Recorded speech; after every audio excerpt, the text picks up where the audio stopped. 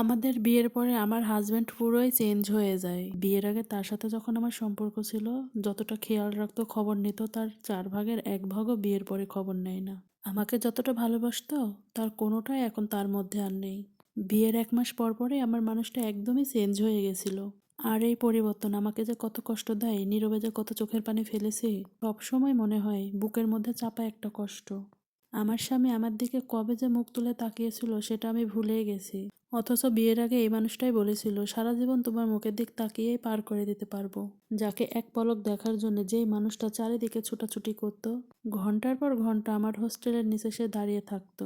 কিন্তু আজ আমি সেই মানুষটার পাশেই শুয়ে থাকি, একটাবারও সে ফিরে তাকায় না। সেই কবে আমার পাশে বসেছিল, আমার কোলে মাথা রেখেছিল, সেটা আমার মনেই পড়ে না। আমাদের ম্যাক্সিমাম মেয়েদের এই ধরনের কমপ্লেন থাকে হাজবেন্ডকে নিয়ে।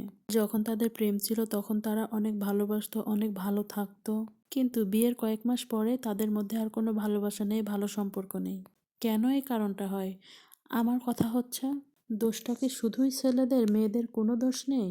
বিয়ের আগে আপনিও তো আপনার ভালোবাসার মানুষের সাথে দেখা করবেন, সুন্দরভাবে প্রিপারেশন নেবেন, কতই না পরিকল্পনা থাকতো। সুন্দরভাবে সাজুগুজু করবেন, পার্লারে যাবেন, সুন্দর ড্রেস পরবেন। ওকে হাত দিয়ে বলেন তো, একটা ড্রেস পরে ২ বার বয়ফ্রেন্ডের সাথে দেখা করতে গিয়েছেন কিনা? নিজের যদি ড্রেস নাও থাকে, বান্ধবীদের কাছ থেকে নিয়েও হলে নতুন ড্রেস পরে গেছেন।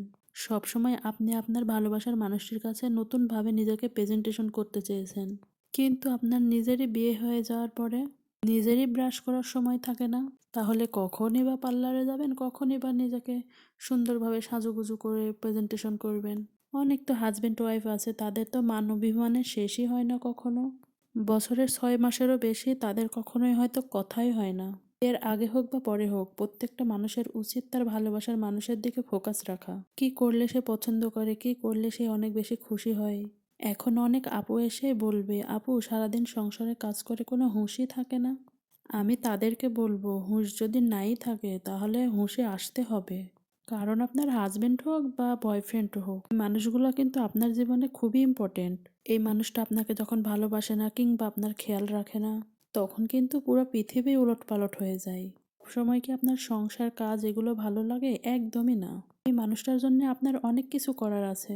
বিয়ের যত বছরই হোক না কেন, বাচ্চা কাচ্চা হয়ে যাক না কেন, বাচ্চা কাচ্চা যতই বড় হয়ে যাক না কেন, আপনি যতই সংসার আলী হন না কেন, নিজেকে পরিপাটি রাখা, নিজেকে গুছিয়ে রাখা, নিজেকে সুন্দরভাবে প্রেজেন্ট করা প্রত্যেকটা মেয়ের জন্য এটা খুবই ইম্পর্টেন্ট। গোটা পৃথিবীর কাছে আপনি যেমনই হন না কেন, এই মানুষটার কাছে আপনি তার স্বপ্নের নায়িকা, ভালোবাসার মানুষ, তার বউ, যাই বলেন না কেন, আপনি কিন্তু এই মানুষটার কাছে সব।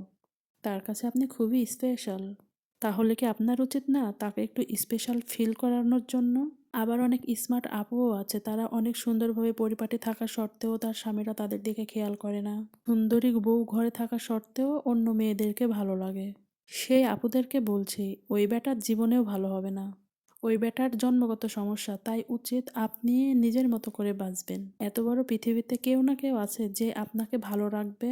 আপনি যেমন হন না কেন, আপনাকে দেখেই কিন্তু ভালোবাসবে। এখন কিছু ভাইয়া নাকে তেল দিয়ে ঘুমাচ্ছেন, তারা বলবে আমরা কিছু করিনি, আমরা কিছু জানি না, আমাদের কোনো দোষ নেই। তাদের বলবো, আপনাদেরও দোষ আছে।